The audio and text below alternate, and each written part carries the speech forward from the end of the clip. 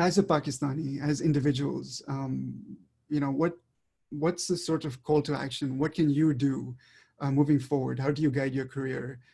If you're involved in the country, if you want to be involved in the country, if you want to take more of a global stance and accept that you are Pakistani from Pakistan, for a country that's trying to find its footing in the 21st century, again, historically, politically, geographically, socially, technologically, innovationally, financially.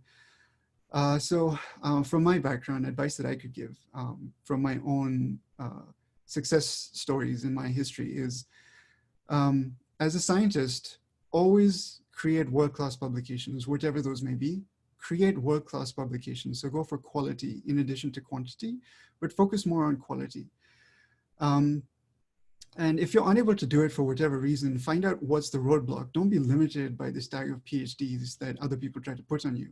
We are creative people. We can solve anything, right? And PhDs tend to have the best people skills that I've seen. When they go into industry, there's this huge fear factor about work experience. You don't have work experience. It's not true. A PhD is a type of work experience, and go in with that confidence. So the PhDs that I've seen, they have performed exceptionally well within a few months of joining a company, and usually outperform their colleagues who are afraid about this lack of work experience. So, never let anything get in the way. Call and try to create yourself DARPA type initiatives and discretionary funds. That's when really you're unlocking you're unlocking the creative potential in the country, in Pakistan. Vocalize the importance of basic versus applied sciences in Pakistan. There's a misconception, science is science. No, there's basic and applied science. In addition to that, support the humanities. Pakistan will not be a pleasant place to live unless you also have a robust support for the humanities. Go for moonshots. Moonshot means that if you succeed, you change the world.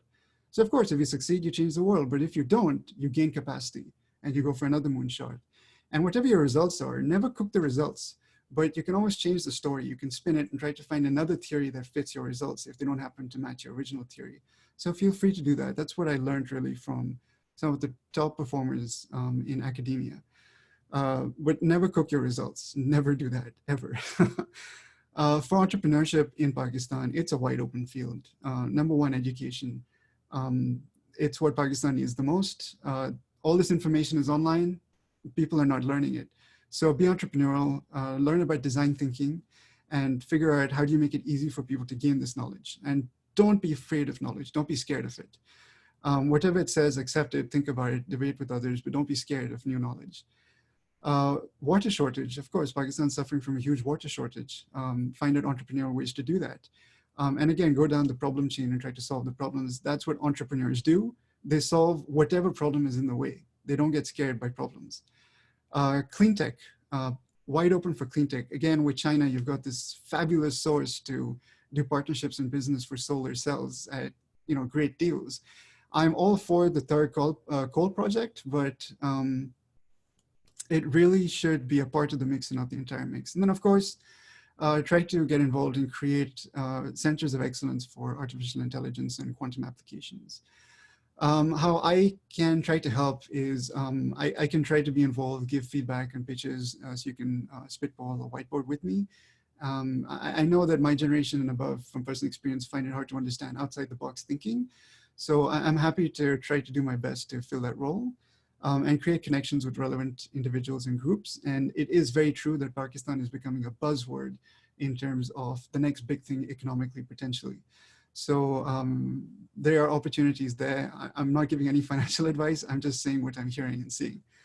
And finally, to close up that loop, all of this, whatever you do from a global perspective, Pakistan needs to have a global perspective, think globally. So look back 50, 500, 5,000 years. How has humans' lives improved? Then look forward 50, 500, 5,000 years. And how can humans' lives improve?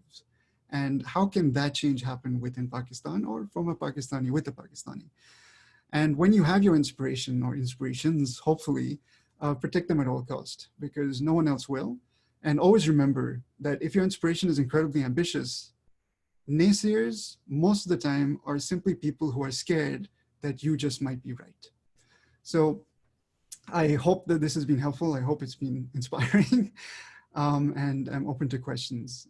So thank you for listening. All right, Irfan, thank you so much. Sarah, if you don't mind, I'll start with the Q&A.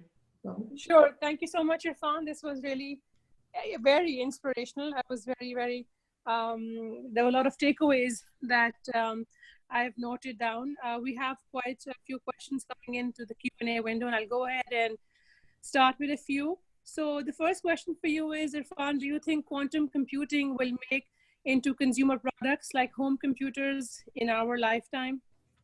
Absolutely. In our lifetime, absolutely, yes. It might not be in the form of a desktop or a laptop, but via cloud computing already it's becoming a part of the ecosystem. So yes. Excellent, thank you. Another question is around